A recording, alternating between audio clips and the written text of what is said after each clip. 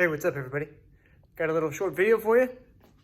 This is an elliptical. I'm gonna show you how to use it because I need a video for my app. So we're gonna put one on YouTube. We're gonna use this one.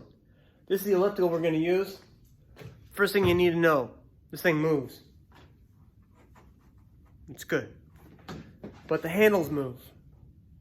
So what you wanna do is grab here, you're gonna step on both feet. And it's gonna move a little bit. So you need to make sure that you have stable footing before you hop on there.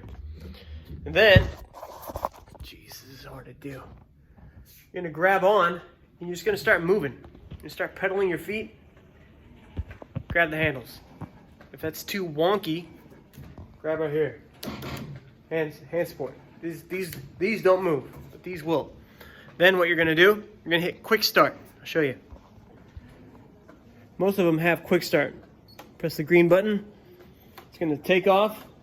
If it's too easy, you can hold this down. You can crank up your intensity. If it's too hard, you can hold that down. Turn it down a little bit. Generally, for your cardio, that's all you're going to want to do.